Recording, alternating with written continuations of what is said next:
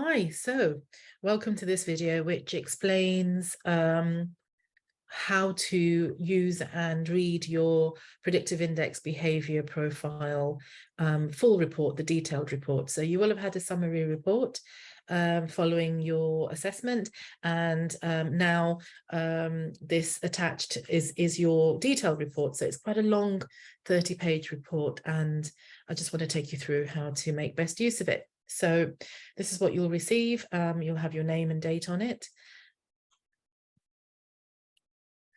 Then have a page which really is about personal actions. So you might want to print this page out, but only this page, or you might just want to jot down those 4 areas. And the idea is that as you go through your report, capture any light bulb moments. So these are any insights that have been revealed to you as a result of this within the report, questions to reflect on or to ask me, actions that you want to implement, such as training or coaching or changing habits and behaviors, and anything else that comes to mind as you go through your report. So capture all of that there. This is just for you and help you to really make the most of your report.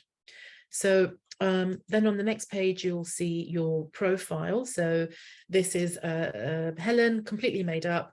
And so Helen is a collaborator. So whatever your profile is, that will be there.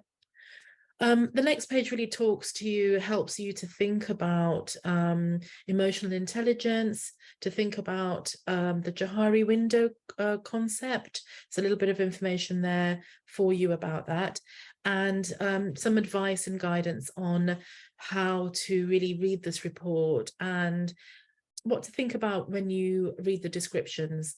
You might find that it don't entirely fit. By all means, come and talk to me about that.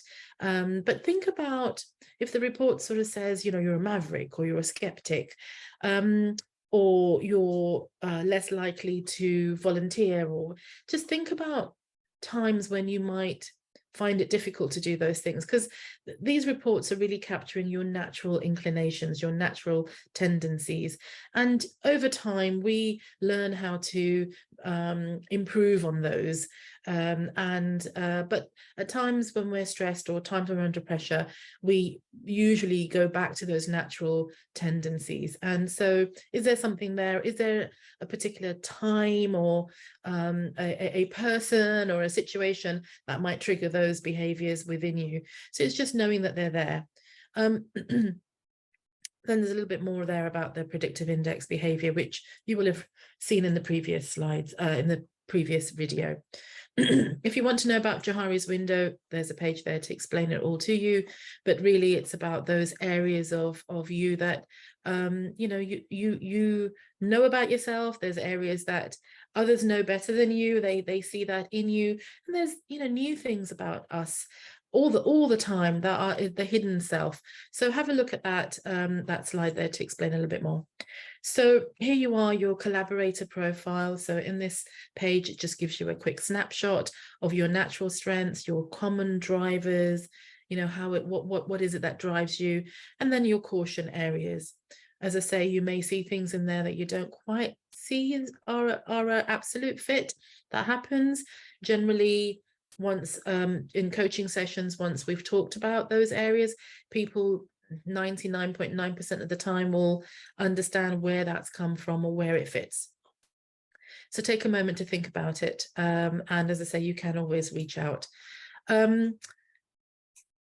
As you know, the predictive index works on these 4 indicators, and then there's that 5th one, objectivity. So this is just a reminder, but then this is your graph, okay? And so for this person, Helen, her sort of snapshot are: let me collaborate, let me think it through, give me stability, which is very strong, and give me flexibility. This is what gives her that gives Helen this collaborator profile. These 4 areas are then broken down some more, so you can see some insights to the pattern here. It takes a little bit of reading, I think, these 2 pages, but have a go at it and see what you gain. Now moving into at work. So this is Helen, this collaborator at work, you know, casual with rules, takes time to connect, and there's some unpacking of that. Then we have a deeper dive. So in the deeper dive, we're looking at those patterns again. And so if you remember, you selected descriptive words, words that describe you, and then words that you think others would use to describe you. So there's your self concept, self, and then self concept, and there's a synthesis, so bringing those together, and there's some narrative there that you can read to help you understand that some more. And then looking, you know, at self-awareness, your motivating drive tells us that you tend to be very moderately, or, you know, so you'll see highly, strongly, very moderately. So in this case, this person is very agreeable, patient, stable, may need lots of long-term affiliation. So, you know, they want the stability, ability to work at a steady space, familiar surroundings, moderate amounts of informality, tolerance of uncertainty, flexibility, and so on. So that's explaining this a little bit deeply. Helen's strongest behaviors, I think this is self-explanatory. So strongest behaviors, and then a summary. In this case, it's quite detailed. You may have a little bit less text, that's okay. Then influencing style. So for this person, Helen, this made-up person, these are her influencing styles. And again, bullet points should be quite clear.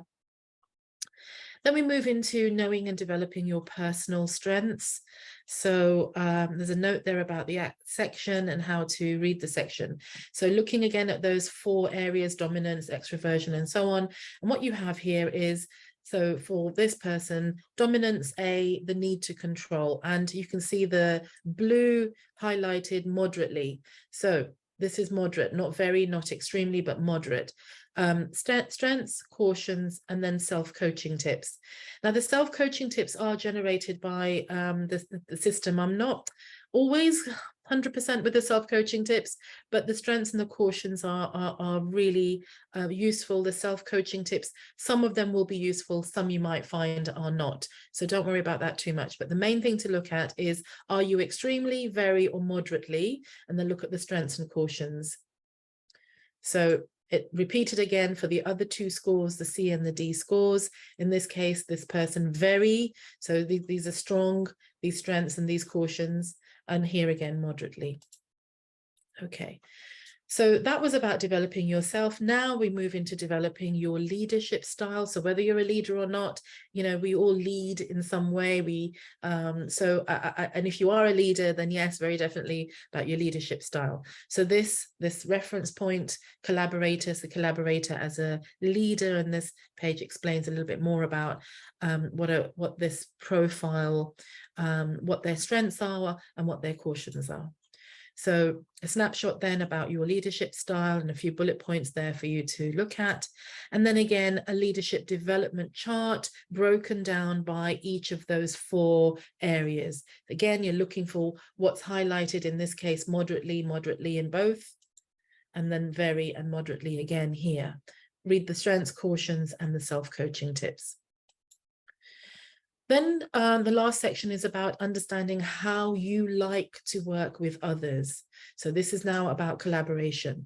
So here are some management strategies. So to get the best from you, colleagues should do the following. So this is about you, and it's about what others can do to work with you, how they can work with you in order to get the best of you. So some bullet points, and then more detail on this one. It says tips for your line manager. There could be tips for your colleagues, tips for each other, tips for you. So strategies based on, you know, in this case, Helen interacts in the workplace, strategies based on how Helen takes action, strategies based on how Helen deals with the risk and decision making. So this should give you tips on what you need in order to really be strong and to bring your best.